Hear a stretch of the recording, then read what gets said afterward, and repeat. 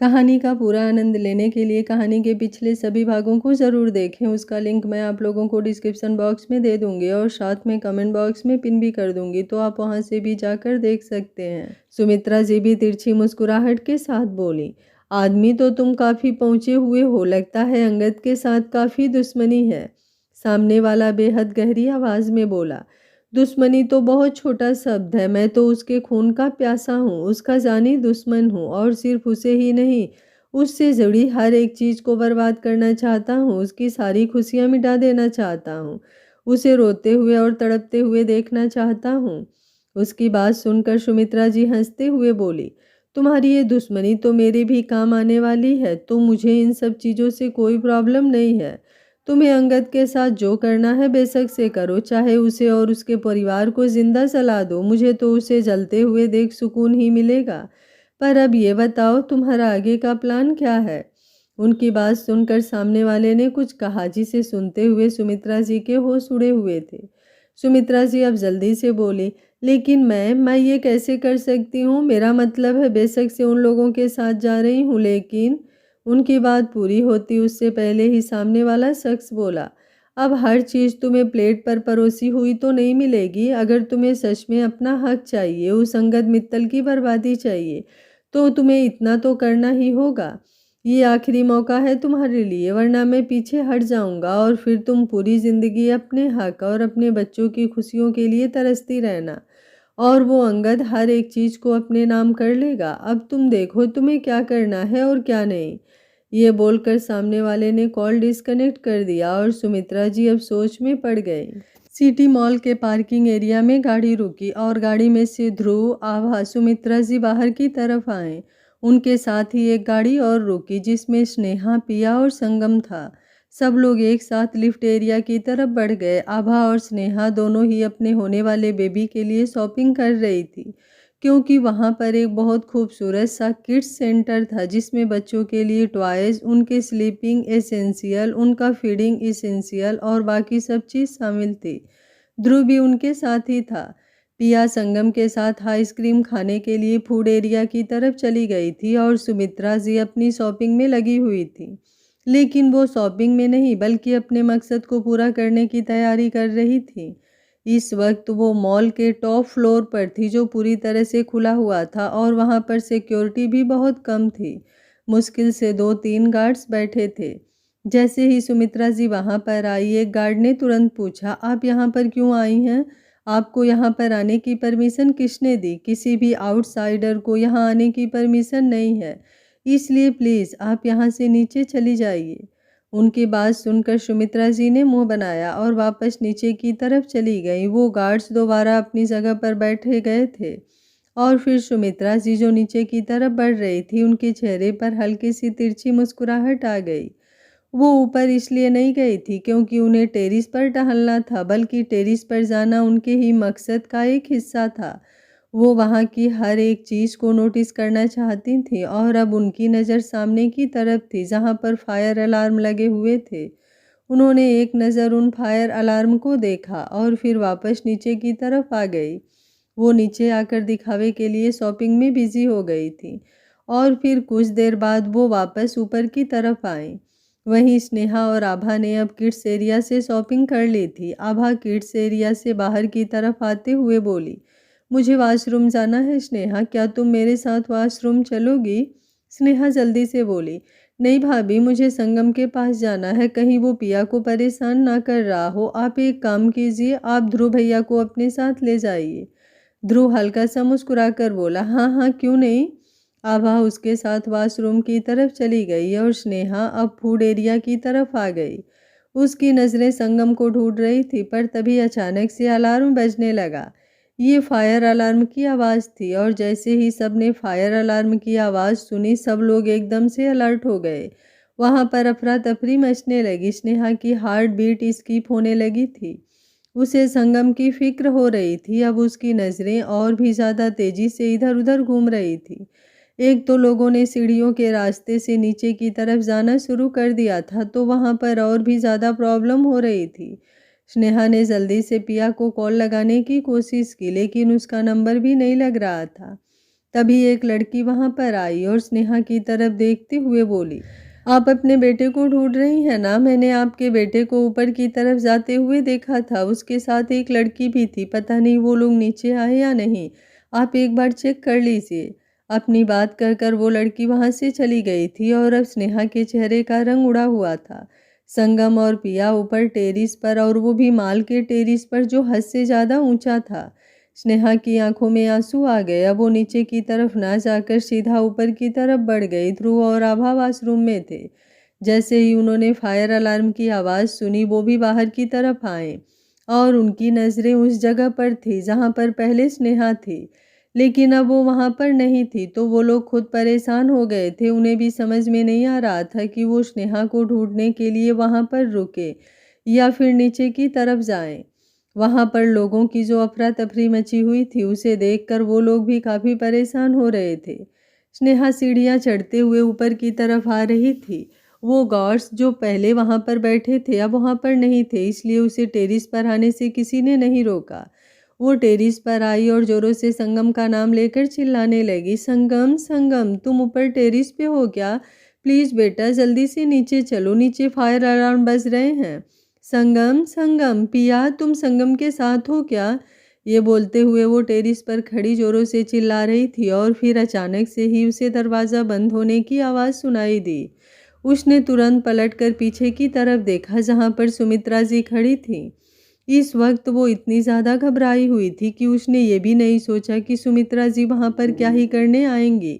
वो तुरंत उनके पास आई और बोली, आप यहाँ पर चाची जी, मैं यहाँ पर संगम को ढूंढने आई हूँ। संगम यहाँ पर है क्या? आपने संगम को देखा? नीचे फायर अलार्म बज रहे हैं, प्लीज़ आप जल्दी से मुझे बताइए ना संगम। उसकी बात पूरी होती उससे पहले ही सुमित्रा जी जोरों से हंसने लगी थी। तो स्नेहा खुद ब खुद चुप हो गई। अब उसके चेहरे के एक्सप्रेशंस बदलने लगे थे। वो लड़खड़ाती हुई आवाज़ में बोली, आप क्या करने का सोच रही हैं चाची जी? आपके दिमाग में क्या चल रहा है? सुमित्रा जी तिरछी मुस्कुराहट के साथ बोली, क्या तुम्हें नहीं पता स्नेहा मेरे दिमाग में क्या चल रहा है? स्नेहा अपने कदम पीछे लेने लगी। सुमित्रा जी उसकी तरफ बढ़ते हुए बोली, कोई बात नहीं, अगर तुम्हें नहीं पता तो मैं तुम्हें सीधा सीधा बता देती हूँ। मेरे दिमाग में तुम्हें खत्म करने का ख्याल चल रहा है। जैसे ही उन्होंने कहा, स्नेहा के होश उड़ गए। सुमित्रा जी अब दांत पीसते हुए बोली, ऐसे हैरान क्यों हो रही हो? क्या तुम्हें नहीं पता कि मैं तुमसे कितनी नफरत करती हूँ? स्नेहा जल्दी से बोली, हाँ मैं जानती हूँ आप मुझसे नफरत करती हैं, मुझे पसंद नहीं करती, लेकिन इसका मतलब ये तो नहीं ना चाची जी कि आप मेरी जान। उसकी बात पूरी होती उससे पहले सुमित्रा जी बोली, हाँ मैं तुम्हारी जान लूंगी और अपने हाथों से लूंगी। पता है क्यों? क्योंकि मैं तुमसे नफरत तो करती हूँ, लेकिन मुझे तुम्हारे साथ साथ तुम्हारे पति से भी नफरत है, तुम्हारे बच्चे से भी नफरत है, क्योंकि तुम तीनों की वजह से मेरे बच्चों की ज़िंदगी खराब हो रही है, उनकी ज़िंदगी बर्बाद हो रही है। तुम तीनों मेरे बच्चों का हक छीन रहे हो और ये अब नहीं हो रहा है, ये हमेशा से होता आया है। अंगद की वजह से मेरे बच्चों का हक उन्हें नहीं मिलता। स्नेहा जल्दी से बोली, आप गलत समझ रही हैं चाची जी, ऐसा कुछ भी नहीं है, ये सिर्फ आपके दिल की गलतफहमी है। ये आपकी नफरत है जो आपको सच देखने नहीं देती, बल्कि सच तो ये है कि जितना हक मित्तल प्रॉपर्टी पर अंगद जी का है, उतना ही हक ध्रुव भैया का भी है, बल्कि उनसे ज़्यादा ही है। लेकिन अगर उन्हें बिजनेस ज्वाइन करना नहीं अच्छा लगता तो आप उनके साथ ज़बरदस्ती तो नहीं कर सकती, पर इसका मतलब ये तो नहीं कि अंगद जी ने उनका हक खा लिया है। अंगद जी जब भी कोई नई प्रॉपर्टी लेते हैं तो वो हमेशा एक चीज़ ध्रुव भैया के नाम पर तो एक चीज़ अपने नाम पर लेते हैं। कोई भी चीज़ उन्होंने सिर्फ अपने नाम नहीं करवाई, हर एक चीज़ पर उनके साथ साथ ध्रुव भैया और प्रिया का हक भी होता है। अंगद जी ने कभी आपके साथ कुछ गलत नहीं किया, बल्कि गलत तो आपने उनके साथ किया है। उन्होंने मुझे बताया था कि कैसे बचपन में आप ध्रुव भैया और उनके बीच फर्क करती थी। आप बात करती हैं कि अंगद जी प्रॉपर्टी में ध्रुव भैया को उनका हक नहीं देते, लेकिन आप तो बच्चे के खाने में भी फर्क करती थी। अंगद जी को रूखी सूखी रोटी खिलाकर आप अपने बच्चों को अच्छा खाना खिलाती थी। ये बोलते हुए स्नेहा की आंखों से आंसू बहने लगे थे। सुमित्रा जी चिल्लाकर बोली, हाँ मैं करती थी ऐसा, तो और क्या करूं? नहीं पसंद मुझे अंगद, और क्यों पसंद आएगा? अंगद सबकी नज़रों में हमेशा से परफेक्ट था। मेरा ध्रुव इस घर का पहला बच्चा था, लेकिन उसे वो प्यार नहीं मिला जो हमेशा से अंगद को मिलता आया है। तो मुझे अंगद से नफरत क्यों नहीं होगी। जब से मैं इस घर में आई हूँ हमेशा से जी भाभी कहकर शारदा भाभी की हर एक बात मानी है मैंने। लेकिन उन्होंने मेरे साथ क्या किया, उन्होंने जानबूझकर अपने अंगद को बिजनेस ज्वाइन करवाया और मेरे ध्रुव के सिर पर डॉक्टर बनने का भूत सवार करवा दिया। ये उन्हीं की बातों का असर है। ध्रुव डॉक्टर बना और अंगद मित्तल इंडस्ट्रीज का सीईओ, जबकि मित्तल इंडस्ट्री का सीईओ ध्रुव को होना चाहिए था और अंगद को सिर्फ वहाँ पर एक एम्प्लाई के हिसाब से काम करना चाहिए था, या फिर यूँ कहूँ कि उसे तो एक एम्प्लाई की औकात से भी वहाँ पर काम नहीं मिलना चाहिए था, क्योंकि वो तो मित्तल खानदान का खून है ही नहीं। अरे हमें तो ये भी नहीं पता कि वो खून किसका है, पर यहाँ पर सब लोगों ने उसे अपने सिर पर ऐसे चढ़ाया है जैसे वो मित्तल खानदान का इकलौता वारिस हो। ये बोलते हुए उनका चिल्लाना और भी ज़्यादा तेज हो गया था और उनकी ये बातें सुनकर स्नेहा के पैरों तले ज़मीन खिसक गई थी। उसने कभी किसी बुरे से बुरे सपने में भी नहीं सोचा होगा कि अंगद शारदा जी का अपना बेटा नहीं है। उसके चेहरे के एक्सप्रेशंस देखकर सुमित्रा जी व्यंग से बोली, क्या हुआ, होश उड़ गए तुम्हारे? मैंने तुम्हें आज तक ये सच इसलिए नहीं बताया क्योंकि मेरे लिए ये बात मैटर करती ही नहीं कि अंगद शारदा भाभी का खून है भी या नहीं, क्योंकि अगर वो शारदा भाभी का अपना बेटा भी होता तो भी मैं उसे नहीं बख्शती, तो भी मैं उसे बर्बाद करती, क्योंकि अभी तो वो उनका खून नहीं है, लेकिन फिर भी हम लोगों के सिर पर चढ़कर बैठा है। उसने मेरे बच्चों का हक खा लिया और अगर वो सच में शारदा भाभी का खून होता तो ना जाने वो क्या क्या करता। उनकी बात सुनते हुए अब स्नेहा ने जल्दी से खुद को संभाला और बोली, जैसे आपको इस बात से फर्क नहीं पड़ता कि अंगद जी सासू माँ के अपने बेटे हैं या नहीं, वैसे मुझे भी इस बात से फर्क नहीं पड़ता है। क्यों? क्योंकि सासू माँ परफेक्ट माँ है और अंगद जी परफेक्ट बेटे। ना सासू माँ जैसी कोई माँ हो सकती है और ना ही अंगद जी जैसा कोई बेटा।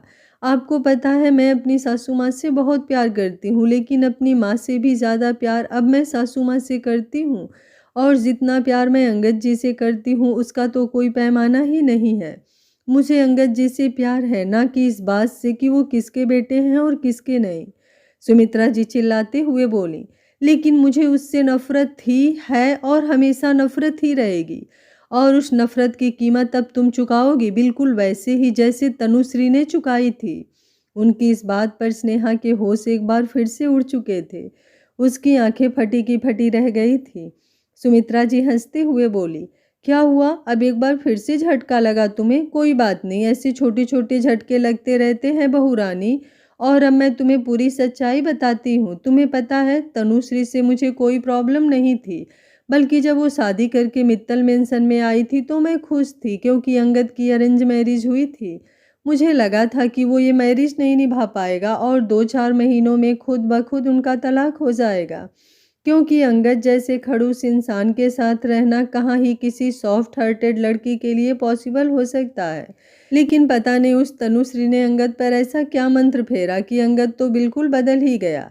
स्नेहा चुपचाप उनकी बातें सुन रही थी। सुमित्रा जी अब उसके बिल्कुल करीब आई और उसके कंधे पर अपना हाथ रखकर बोली, मैंने तो सोचा था कि 2-4 महीनों में उन दोनों का तलाक हो जाएगा, लेकिन यहाँ तो 2-4 हफ्तों में ही उन दोनों के बीच ऐसे किस्से होने लगे थे कि घर में सब लोग उन्हें परफेक्ट कपल का टैग देने लगे। जहाँ पर भी जाओ अंगद और तनुश्री की बातें ही होती थी। तनुश्री सारा दिन अंगद के प्यार में डूबी रहती और अंगद भी बिजनेस से ज़्यादा ध्यान तनुश्री पर देने लगा था। उन दोनों को देखकर ही मुझे गुस्सा आता था, मैं अंदर से उबलने लगी थी। एक तरफ ध्रुव और आभा थे जिनकी शादी को कितना टाइम हो गया था, लेकिन आभा को प्रेगनेंसी नहीं हो रही थी, और एक तरफ तनुश्री थी जिसने शादी के 2 महीने बाद ही प्रेगनेंसी की न्यूज़ सबको सुना दी। मेरे तो पैरों तले ज़मीन खिसक गई थी। उस दिन तो मुझे इतना गुस्सा आया कि मन किया कि जाकर तनुश्री की जान ले लूं, पर मुझे सब्र का कड़वा घूंट पीना पड़ा। पर सब्र अब एक इंसान कितना ही टाइम रख सकता है। उसकी बातें सुनते हुए स्नेहा का दिल धक धक कर रहा था। सुमित्रा जी उसके इर्द गिर्द घूम रही थी। उसे सुमित्रा जी में इस वक्त कोई शैतान नजर आ रहा था और सुमित्रा जी उसके बिल्कुल सामने खड़ी हुई और बोली, और फिर मेरे सब्र का बांध टूटा। तनुश्री की प्रेगनेंसी तो मुझे हमेशा से खलती थी, लेकिन अब मैंने सोच लिया था कि मैं उसके बच्चे को मार कर रहूँगी। और फिर मैंने तनुश्री पर एक के बाद एक वार करने शुरू कर दिए, लेकिन उसकी किस्मत तुमसे ज़्यादा अच्छी थी। वो हर बार मेरे वार से बच रहती, पर फाइनली वो मेरे जाल में फंसी। स्नेहा उसकी बातें सुनते हुए हैरान हो रही थी। उसकी हार्ट बीट रुकने को हो रही थी। उसे ऐसा लग रहा था जैसे किसी भी वक्त उसकी जान ही निकल जाएगी। वो इतना सब कुछ बुरा बुरा नहीं सुन सकती थी। उसकी आंखों से आंसू बह रहे थे और वो रोते हुए बड़ी मुश्किल से बोली, मतलब तनुश्री के साथ जो कुछ भी हुआ था वो आपने? सुमित्रा जी शैतानों की तरह हंसते हुए बोली, मेरे अलावा और कौन ही अंगद को बर्बाद करने की ख्वाहिश रख सकता है? नहीं, एक सेकंड, वैसे तो अंगद के और भी दुश्मन हैं, तभी तो अब मैं यहाँ तक पहुँची। तुम मेरे सामने हो और किसी भी वक्त अब मैं तुम्हारी जान ले लूँगी। ये बोलते हुए सुमित्रा जी ने एक बार फिर से उसकी तरफ कदम बढ़ाए तो स्नेहा पीछे की तरफ होने लगी। सुमित्रा जी उसे देखते हुए बोली, तुम्हें पता है तनुश्री के साथ जो हादसा हुआ था वो हादसा नहीं था, बल्कि एक सोची समझी साजिश थी। और वो साजिश रचने वाली थी मैंने अपने हाथों से तनुश्री की जान ली थी। उसका वो सीढ़ियों से गिरना कोई गलती नहीं, बल्कि वो गुनाह था जो मैंने किया, और मुझे उस गुनाह पर कोई अफसोस नहीं है। सिर्फ इतना ही नहीं, अब वो गुनाह मैं एक बार फिर से करने जा रही हूँ। ये बोलकर उन्होंने अपने हाथ स्नेहा की तरफ बढ़ा दिए। वो इस वक्त सच में किसी शैतान से कम नहीं लग रही थी। स्नेहा की आंखों में आंसू तेजी से बह रहे थे और अब अचानक ही उसकी पीठ पीछे रेलिंग से लगी, जो कि उस टेरिस का किनारा था। और फिर दूसरे ही पल सुमित्रा जी ने उसे धक्का देना चाहा, लेकिन तभी अचानक से ही किसी ने पीछे से उन्हें कस कर उनके बालों से पकड़ा और फिर अगले ही पल एक जोरदार तमाचा उनके गाल पर जड़ दिया। सुमित्रा जी की जोरों से चीख निकल गई। स्नेहा ने भी सामने की तरफ देखा जहां पर किशोर जी खड़े थे, और इतना ही नहीं, अब एक के बाद एक किशोर जी लगातार सुमित्रा जी के गाल पर तमाचे जड़ रहे थे। सुमित्रा जी दंग रह गई थी। उन्होंने तो कभी सोचा भी नहीं था कि उन्होंने जो प्लान बनाया था वो इस तरह से फ्लॉप नहीं, बल्कि पूरी तरह से बर्बाद ही हो जाएगा। किशोर जी गुस्से से उसकी तरफ देखते हुए बोले, कितने प्यार से शारदा भाभी ने तुम्हें मेरे लिए चुना था, कितने प्यार से उन्होंने तुम्हें हमारे घर की लक्ष्मी बनाया, कितने प्यार से उन्होंने तुम्हें अपनी देवरानी बनाया, और तुमने उनके ही बच्चों के खिलाफ इतनी साजिशें रची। तुमने तनुश्री को मारा, वो तनुश्री जो सारा दिन तुम्हें चाची जी कहकर बुलाती थी, तुम्हें अपनी माँ का दर्जा देती थी। तुम्हें शर्म नहीं आई सुमित्रा, तुम्हें शर्म नहीं आई? ये बोलते हुए उनकी खुद की आंखों से आंसू बह रहे थे और वो अभी भी लगातार सुमित्रा जी के गाल पर थप्पड़ जड़ रहे थे, जिसकी वजह से सुमित्रा जी कभी इधर की तरफ लुढ़कती तो कभी उधर की तरफ लुढ़कती, और वहाँ पर सिर्फ किशोर जी ही नहीं बल्कि पूरी मित्तल फैमिली मौजूद थी, यहाँ तक कि निया और आयुष भी। स्नेहा की नज़रें सिर्फ एक शख्स पर टिकी थी और वो था अंगद, जिसकी खुद की आंखें इस वक्त गहरी लाल थी, क्योंकि आज उसे भी पहली बार अपनी सच्चाई पता चली थी, और ये भी कि तनुश्री को ख़त्म करने वाली कोई और नहीं, उसकी खुद की चाची जी थी। इस वक्त उसका दिल बुरी तरह से कांप रहा था। स्नेहा के पैर जैसे अपनी जगह पर बिल्कुल जम गए थे। वो चाहकर भी अंगद की तरफ अपने कदम नहीं बढ़ा पा रही थी। वहीं अंगद ने अब अपनी आंखें बंद की और उसकी आंखों से आंसुओं की कुछ बूंदें लुढ़क गई, पर दूसरे ही पल उसने अपनी आंखों से उन आंसुओं को साफ कर लिया। स्नेहा अब तक अपनी जगह पर खड़ी थी, लेकिन अंगद की आंखों में आंसू देखकर वो खुद को रोक नहीं पाई और तुरंत अंगद की तरफ बढ़ने लगी। लेकिन तभी अंगद दूसरी तरफ घुमा और फिर देखते ही देखते वो टेरिस से नीचे चला गया। स्नेहा का दिल धक सा रह गया। अंगद उसे संभालता और बहुत अच्छी तरह से संभालता, लेकिन इस वक्त खुद अंगद का दिल इतनी बुरी तरह से कांप रहा था कि वो स्नेहा को तो क्या, अंगद खुद को भी नहीं संभाल पा रहा था। वो तेज कदमों से माल से बाहर की तरफ आया और फिर अपनी गाड़ी में बैठकर वहां से निकल गया। स्नेहा भी सब कुछ छोड़ छाड़ कर जल्दी से उसके पीछे आई थी। इस वक्त उसे संगम का भी ख्याल नहीं था, लेकिन जब तक वो बाहर आई तब तक अंगद वहां से जा चुका था और अब शारदा जी ने जल्दी से उसका हाथ पकड़कर उसे रोका, वरना स्नेहा तो रोड की तरफ भागने लगती। अंगद की गाड़ी उसे अभी भी नजर आ रही थी। जैसे ही स्नेहा ने शारदा जी को देखा, शारदा जी ने तुरंत उसे अपने सीने से लगा लिया। उनकी खुद की आंखों से आंसू बह रहे थे। स्नेहा रोते हुए बोली, अंगद जी ठीक तो होंगे ना सासू माँ? वो खुद को कैसे संभालेंगे? इतना बड़ा सच जानने के बाद वो कैसे खुद को? ये बोलते बोलते वो खुद ही चुप हो गई थी। वो तो इन सब बातों के बारे में बोल भी नहीं पा रही थी और शारदा जी के मुंह से भी एक शब्द नहीं निकल रहा था।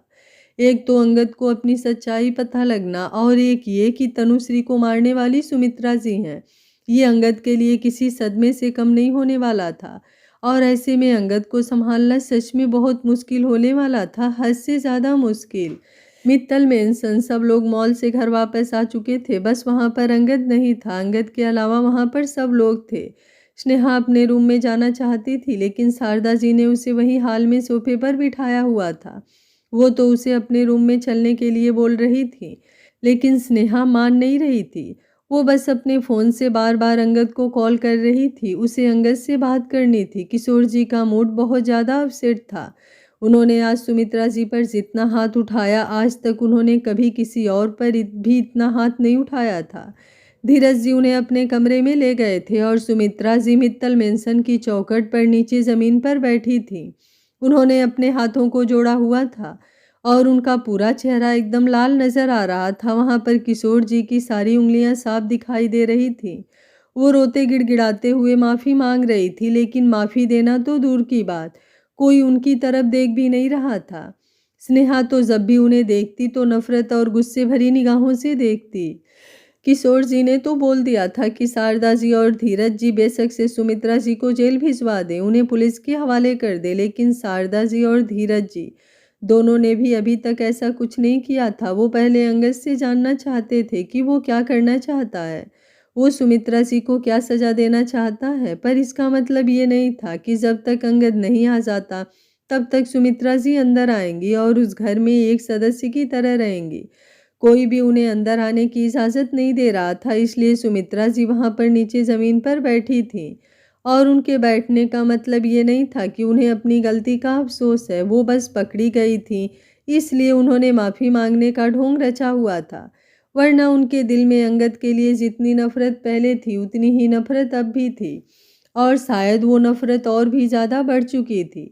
स्नेहा अभी भी अपने फ़ोन से अंगद को कॉल करने की कोशिश कर रही थी। शारदा जी जूस का गिलास स्नेहा की तरफ बढ़ाते हुए बोली, प्लीज़ ये पी लो स्नेहा, अंगद घर पर आ जाएगा। मैंने आशीष को भी कॉल किया है, उसने कहा है कि वो जल्द से जल्द अंगद का पता लगा लेगा। बेटा, अगर तुम अपना ख्याल नहीं रखोगी तो अंगद का ख्याल कौन रखेगा?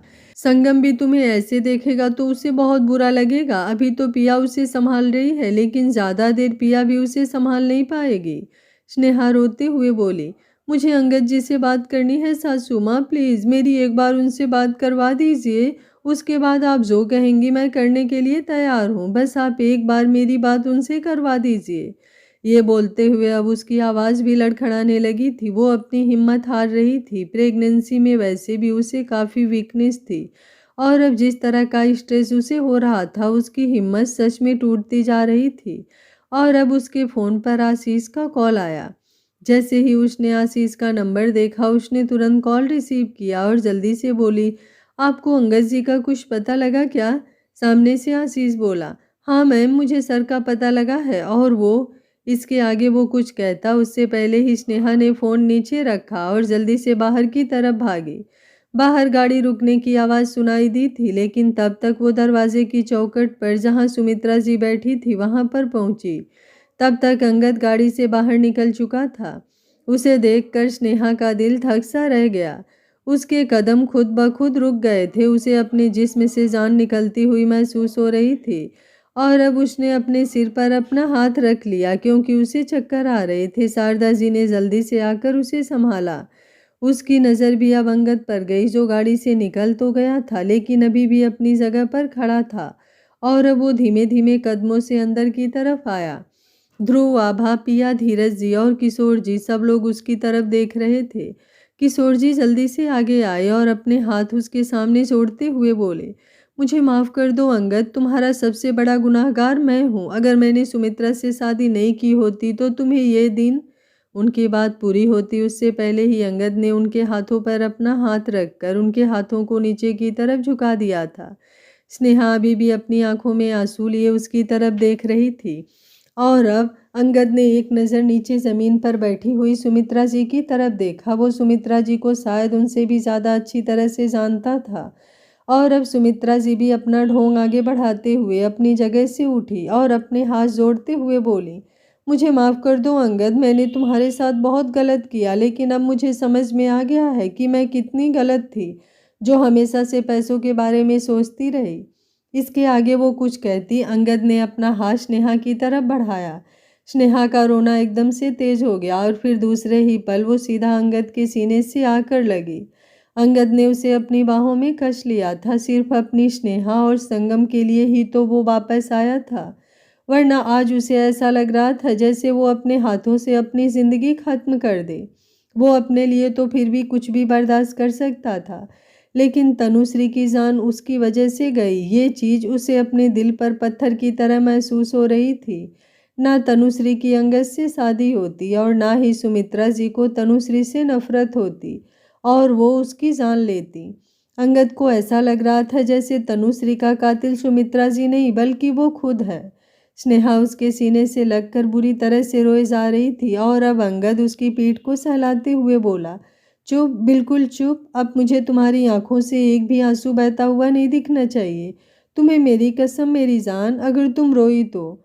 स्नेहा रोते हुए उससे अलग हुई और बुरी तरह से सुबकते हुए बोली, आपको मेरी कसम, अगर दोबारा आप कभी मुझे यूं छोड़कर गए तो बेशक से अपने साथ कहीं भी ले चलिएगा, लेकिन मुझे यूं छोड़कर कहीं मत जाइएगा। उसकी बात सुनकर अंगद फीका सा मुस्कुराया और बोला, इसलिए तो वापस आया हूँ क्योंकि अकेला तो मैं कहीं जा भी नहीं सकता। जहाँ पर जाऊँगा तुम्हें और संगम को साथ लेकर जाऊँगा। उसकी बात सुनकर सब हैरान हो रहे थे और एक दूसरे का चेहरा देख रहे थे। शारदा जी जल्दी से आगे आई और अंगद के गाल पर अपना हाथ रखकर बोली, किसी के कहने से कुछ नहीं होता है अंगद। बेशक से तुम मेरी कोख से नहीं पैदा हुए, लेकिन तुम मेरे बेटे हो और मैं तुम्हारी मॉम। क्या हुआ अगर तुम्हारी नसों में मेरा खून नहीं, लेकिन मैंने तुम्हें अपनी ममता से पाला है। मैं तुम्हारी माँ हूँ अंगद। ये बोलते हुए वो बुरी तरह से रो रही थी। अंगद ने अब उनका चेहरा अपने हाथों में थामा और बोला, आपको कुछ भी कहने की ज़रूरत नहीं है मॉम। किसी के कहने से क्या ही हो जाएगा, कोई कुछ कहेगा तो क्या मैं उनकी बात मान लूँगा। चलो मान लिया, आपने नहीं दिया मुझे जन्म, लेकिन मैं जानता हूँ सिर्फ जन्म देने वाले ही माँ बाप नहीं होते हैं। माँ बाप होते हैं वो जो एक बच्चे को पाल पोस कर बड़ा करते हैं, और आपने तो मेरे लिए बहुत कुछ किया है। मुझे जन्म देने वाली माँ का तो पता नहीं कहाँ है, लेकिन मेरे लिए आप हमेशा से मेरी माँ थीं और आप हमेशा मेरी माँ ही रहेंगी। ये बोलकर उसने शारदा जी को अपने सीने से लगा लिया था। शारदा जी अभी भी रो रही थी। उन्होंने भी अंगद को कसकर पकड़ा हुआ था, जैसे कहीं अंगद उनसे दूर ना हो जाए। अब अंगद ने उनके बालों को हल्का सा सहलाते हुए उन्हें खुद से अलग किया और बोला, लेकिन इस दुनिया में हर इंसान का अपना वजूद होता है मॉम। मिसेस मित्तल शायद बेवजह मुझसे इतनी नफरत नहीं करती। उनकी नफरत का कारण बिल्कुल वाजिब है। उसकी बात सुनकर अब एक बार फिर से सबके चेहरे पर सवालिया एक्सप्रेशंस आ गए थे। अंगद ने अब एक गहरी सांस ली और बोला, मैंने एक फैसला लिया है मॉम। शारदा जी तुरंत बोले, अभी मुझे तुमसे कुछ नहीं सुनना अंगद, आज के लिए बस बहुत हो गया ये सब कुछ। नेहा भी अब और कुछ बर्दाश्त नहीं कर सकती, इसलिए तुम उसे लेकर अपने कमरे में जाओ और मैं तुम दोनों के लिए खाना भिजवाती हूँ। ये बोलकर वो वहाँ से जाने लगी, लेकिन अंगद ने उनका हाथ कसकर पकड़ लिया। जैसे उसने जो फैसला लिया है अब वो उस फैसले से पीछे नहीं हट सकता। उसने सोच लिया था कि अब उसे क्या करना है। वहीं स्नेहा भी जल्दी से बोली, रहने दीजिए ना अंगद जी, बाकी की बातें बाद में कर लीजिएगा, अभी हम ऊपर अपने रूम में चलते हैं। अंगद ने अब दूसरे हाथ उसके हाथ में लिया और बोला, तुमने अभी अभी कहा था मैं जहाँ जाऊँगा तुम मेरे साथ चलोगी। तुम पक्का मेरे साथ चलोगी ना जान। स्नेहा की धड़कनें जैसे एक पल के लिए रुक गई। लगभग से 3 महीने बाद स्नेहा अंगड़ाई लेते हुए बिस्तर पर उठकर बैठी और सामने वॉल क्लॉक की तरफ से देखने लगी, जहाँ पर लगभग से 5:30 बज गए थे। अब उसने पलटकर अपनी बगल में देखा, जहाँ अंगद आराम से सोया हुआ था। वो हल्का सा उस पर झुकी और उसके बालों को बड़े ही प्यार से सहलाकर बोली, गुड मॉर्निंग अंगद जी। ये बोलकर उसने बड़े ही प्यार से अंगद का माथा चूम लिया। अंगद काफ़ी गहरी नींद में सोया हुआ था, उसे स्नेहा की किस का पता भी नहीं चला। और अब स्नेहा बिस्तर से उठी, उसने एक नज़र पूरे रूम को देखा और फिर हल्का सा मुस्कुराई।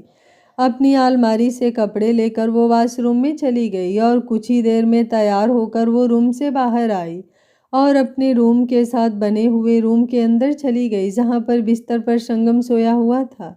उसके लिए अंगद ने एक स्पेशल बेड बनवाया हुआ था जो पूरा किड्स के हिसाब से बना हुआ था।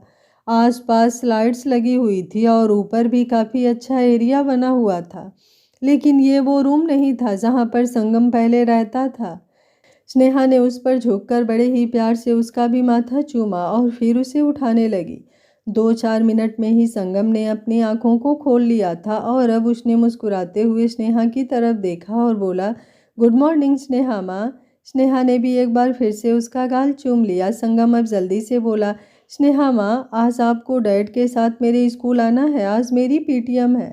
स्नेहा मुस्कुराई और बोली, हाँ मुझे अच्छे से याद है, डोंट वरी, मैं आपके डैड को लेकर स्कूल पहुंच जाऊंगी। संगम झट से बोला, लेकिन डैड कैसे आएंगे स्नेहा माँ, वो तो कितने बिजी रहते हैं ना। स्नेहा ने उसके गाल पर अपना हाथ रखा और बोली, लेकिन आज वो आपके लिए टाइम निकाल लेंगे।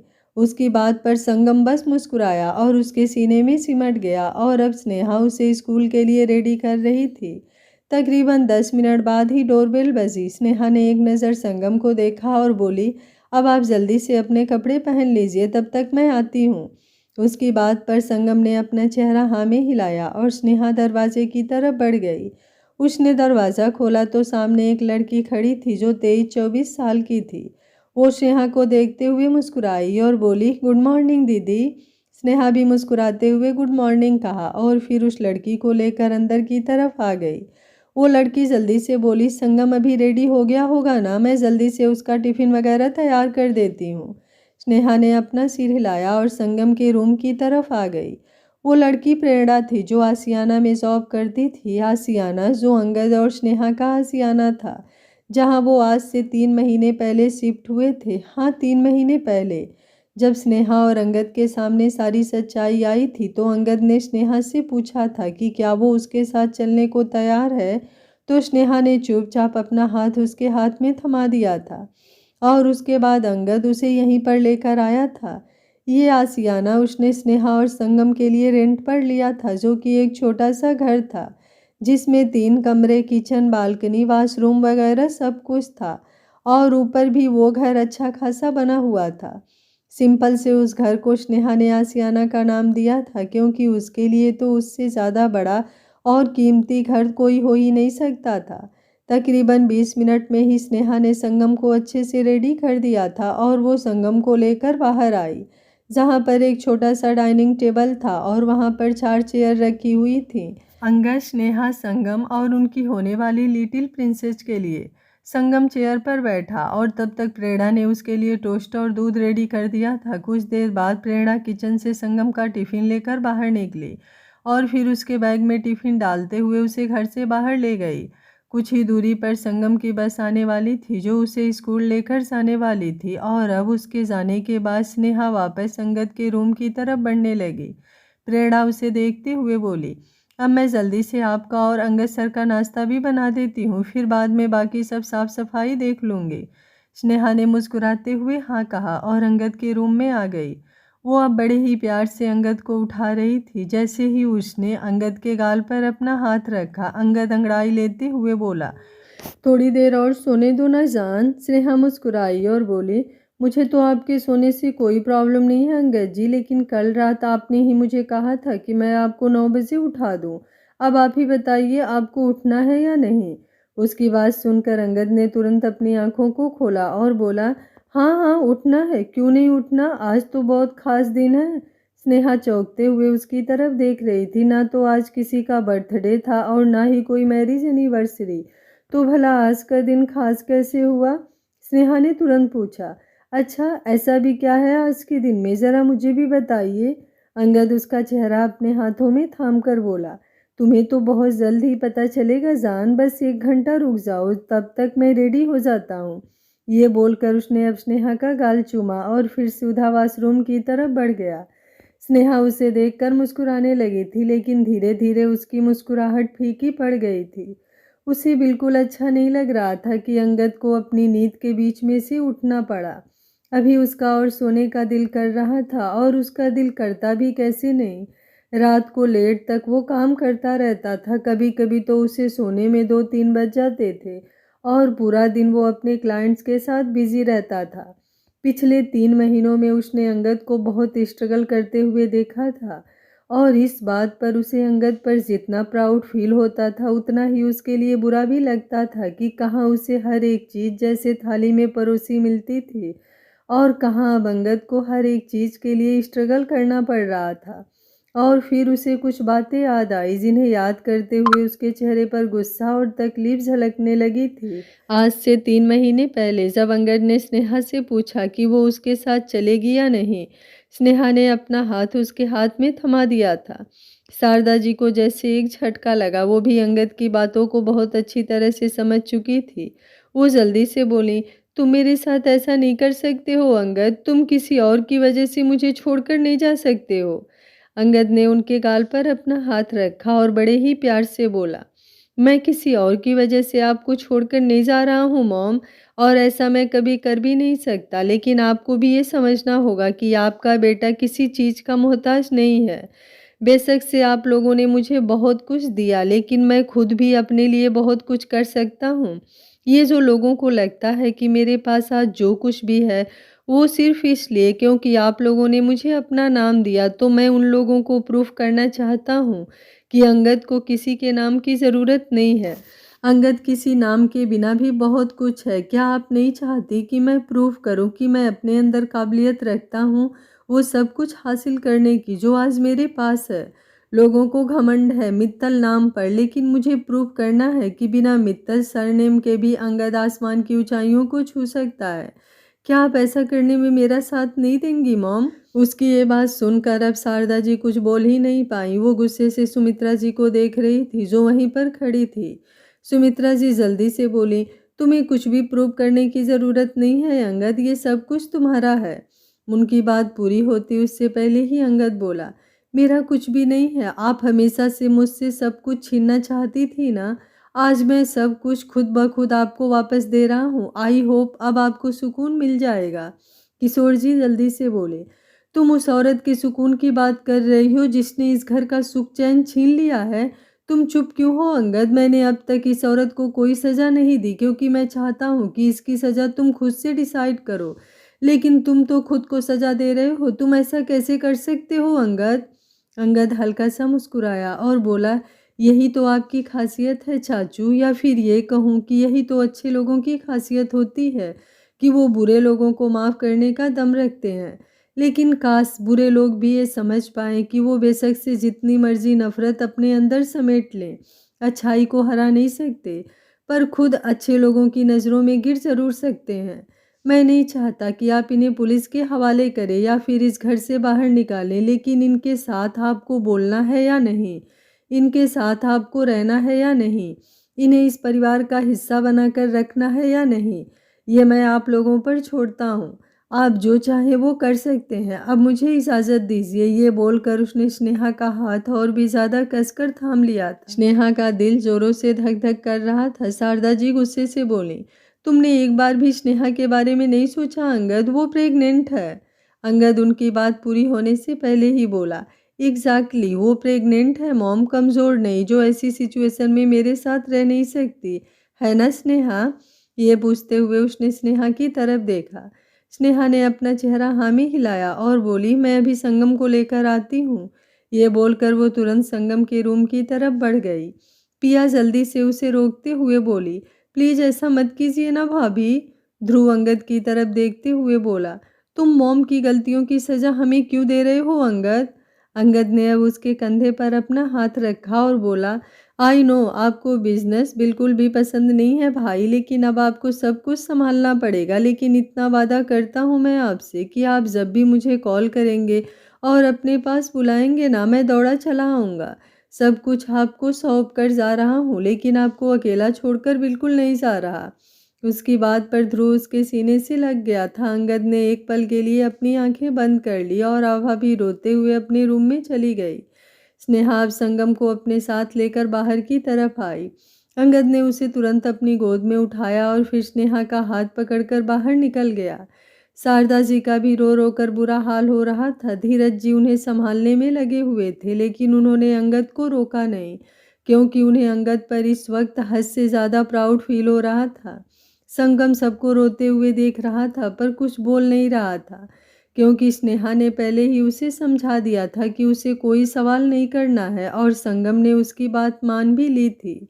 सुमित्रा जी अपनी गहरी निगाहों से अंगद और स्नेहा को जाते हुए देख रही थी और अब अंगद जो वहां से बाहर जाने वाला था वो अचानक ही उनके सामने रुका और उनकी तरफ देखते हुए बोला, और कोई आपकी फितरत समझे ना समझे, लेकिन मैं आपकी फितरत बहुत अच्छी तरह से समझता हूँ मिसेज मित्तल। आप सबके सामने रोने का ड्रामा कर रही हैं, लेकिन अंदर ही अंदर आपके मन में जो बातें चल रही हैं ना, मैं बिना उन बातों को सुने सब कुछ सुन भी सकता हूँ और समझ भी सकता हूँ।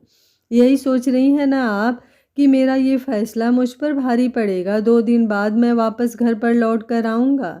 मित्तल सरनेम के बिना मेरा क्या ही वजूद है, यही सब कुछ चल रहा है आपके दिमाग में। उसकी बात पर सुमित्रा जी की आईब्रो ऊपर की तरफ उठ गई थी, क्योंकि एग्जैक्टली उनके दिमाग में यही सब चल रहा था। और अब अंगद मुस्कुराया और बोला, अब मैं आपको दिखाऊंगा कि अंगद क्या चीज़ है, उसका वजूद क्या चीज़ है। ये बोलते हुए ऐसा लग रहा था जैसे वो सुमित्रा जी को किसी चीज़ के लिए चैलेंज कर रहा हो। और अब अंगद ने एक गहरी सांस ली और फिर आगे बोला, और रही बात तनुश्री की, तो ये मत समझिएगा कि मैंने आपको कोई सज़ा नहीं दी तो आप बच गई। अभी तो सिर्फ लड़ाई शुरू हुई है, ये लड़ाई तो अब बहुत लंबी चलेगी। ये बोलकर वो कुछ पल यूं ही सुमित्रा जी को देखता रहा और फिर स्नेहा के साथ वहां से बाहर की तरफ चल दिया, लेकिन किसी गाड़ी में नहीं बल्कि पैदल पैदल। सब लोग रोते हुए उसकी तरफ देख रहे थे और जब वो उनकी आंखों से ओझल हुआ तो अब सबकी नज़रें सुमित्रा जी पर आ गई थी और इस वक्त सबकी नज़रों में सुमित्रा जी के लिए सिर्फ और सिर्फ नफरत झलक रही थी। अंगद का ये फैसला आप लोगों को कैसा लगा? क्या अंगद ने मित्तल मेंशन और मित्तल प्रॉपर्टी छोड़कर अच्छा किया? कमेंट बॉक्स में अपनी राय जरूर दीजिएगा। कहानी अच्छी लग रही है तो वीडियो को एक लाइक शेयर एंड चैनल को सब्सक्राइब कर लीजिएगा। Thank you for watching. मिलते हैं कहानी के अगले भाग में, तब तक स्वस्थ रहिए, मस्त रहिए, अपना ख्याल रखते रहिए।